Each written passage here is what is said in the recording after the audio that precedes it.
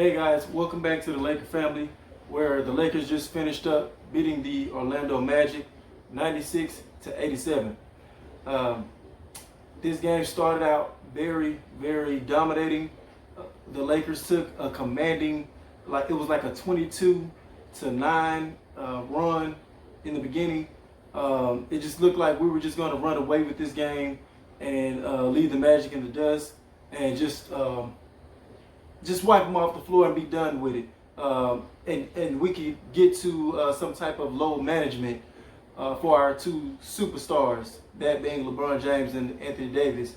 But unfortunately, it didn't turn out that way, especially the second half. Like the early stages of the third quarter is when the Magic began to make their run in this game and get it close to like a 1 point game, and we had gotten it. I think it was maybe a 17 to 18 point lead, the most that we the lead that we had in this game. So maybe we can use this as a little bit of a lesson. If you just start to play around with your food there a little bit, what can happen? It's still, even though they're considered like a bottom feeder team, especially in the Eastern Conference, they're still an NBA team. And as you know, any professional team can give you a run for your money if you're not staying on top of your game. Now, granted, the Lakers probably chose this game to just kind of lollygag around and not really take it serious. They probably felt like this was one of those games where you can just coast here and there. So it's nothing to be too, alarmed about that with the game ending up being as close as it did. Anthony Davis didn't quite have one of those spectacular number type of games, but even through it all, he still ended up with a decent stat number. With 16 points, 12 rebounds, 6 assists, 2 blocks, 2 steals. So on a relatively quiet night, he still puts up great numbers, especially all across the board. Which is that entails in itself that he's not one of those superstars where he just relies on his scoring to be impactful. And he's still super impactful without the scoring aspect. LeBron James, good game in my opinion. He had a triple-double, 25 points, 11 rebounds, 10 assists, 2 steals. It wasn't quite, he didn't shoot too good from the three-point line, but other than that, he played an overall good game. Caldwell Pope, again, had another terrific game. He's continuing his little stretch here. And this has probably been, I told y'all during KCP's struggling moments during this early stages of the season, I said that was the longest, coldest stretch I had seen from KCP because he's one of those hot and cold players.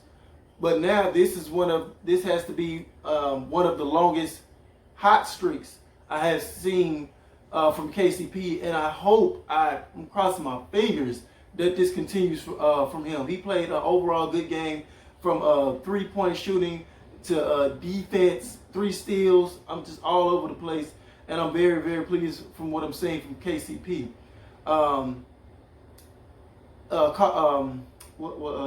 Jared Dudley, he had a great game as well. And for all the people that were saying that Dudley was just taking up space on his team, and maybe we can see what we can get for him, blah blah blah. This shows you right here what type of a quality veteran Dudley is. For him to be able to come off the bench, not having played for the majority of the season, and to just hop in and just bam, knock down threes like it was nothing. And you have guys that has been playing major minutes for our team this whole season that's been that has not been producing well enough from beyond the arc. and for him to just come in and just nail them threes like that, three or four from 3-point range, 9 points in 21 minutes, and he also played great defense. And one thing to point out, I love the way he stepped up for Dwight during that little scuffle or that little quandary they had between Dwight Howard and Wes Endu. That's how non-important this kid was. Some Wes Endu. Now look, nobody knows you. I didn't even know you before that incident. I don't know if you were using that to make a name for yourself. It's against the Lakers, and this might be a way to get you some exposure. But come on, kid, you got to have more class than that. You're a young man trying to grind your way and make a name for yourself in this league, and that's not a way to do it. First of all, nobody knows you. You know what I'm saying? You're nobody at this point. And for you to come out classes like that, trying to take on a Hall of Famer veteran in Dwight Howard that way to make a name, that's just classless. And you have to, somebody, your agent or your PR, whoever they needs to do a better job mentoring you. So that could have been, that whole situation could have been unavoidable, could have been avoided. And you ended up getting yourself ejected over just being stupid. The bigs they kind of didn't do as much this game. Dwight Howard and JaVale McGee, and a lot of that I'm going to give credit to the Orlando Magic bigs, which were Jonathan Isaac and Mo Bamba. They are very lengthy, long, tall players. You can outmatch them with strength because they're so they have a thin frame, skinny frame. But if you don't put a body on them and keep those guys from launching at your shot or help side defense, they're going to block a lot of shots. And they have hops to go along with it. Jonathan Isaac has been an underrated player so this far in the season, and he's not going to get a lot of recognition because of their record. But I had been noticing his stat. I haven't watched him play per se, but I've been monitoring his stats with him being number one and number two, with Anthony Davis leading the league in blocks per game. So the kid's got some talent. He's got some promise, and you have to combat those type of players, those skinny, lengthy athletes that can jump out. You have to combat them with power and strength. So Anthony Davis even kind of had some tough looks as well against Jonathan Isaac. So I have to give them credit where credit is due. Caruso came in, played terrific again, knocked down his two 3-pointers, played great defense, 6 rebounds. Danny Green, 0 of 6 from 3-point range.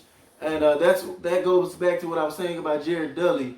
A lot of these guys that have been getting majority of the minutes, they've been either up and down with their 3-point shooting or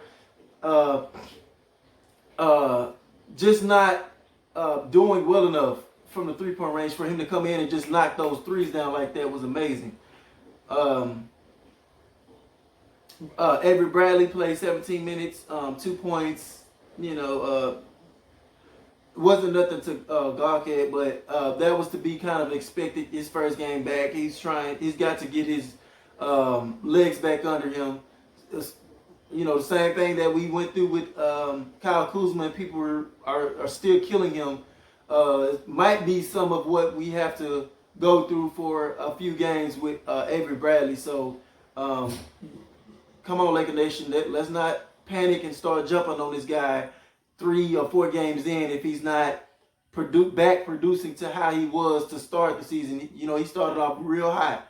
So let's not bash the guy just yet. Let's give him some time, Laker fans. I know how fickle and how critical we can be at times. I'm a victim of that sometimes, but I had to kind of control that to a certain extent, and be more realistic about situations. So overall, I'm happy that we still ended up with the win. Um, the Lakers eventually ended up showing um, grit and showing uh, great determination towards the end of the game. They were very clutch and going ahead and just finishing them off at the end when the job needed to be done. Um, so with that being said, I think I've covered the bulk of everything, and I'm loving where this win streak is going. Let's keep it rolling and get our guys back to 100% health. Let's keep our prayers out for Kyle Kuzma. We don't know at this point how long he'll be out, and I believe the coaching staff is just keeping him out until they feel like he's just 100% healthy to keep him from being criticized by everybody. But thank y'all for watching. And I love all of my supporters, all of my subscribers. And just keep rocking with your boy. Come check out my next recap after our next game. And I'll see y'all then.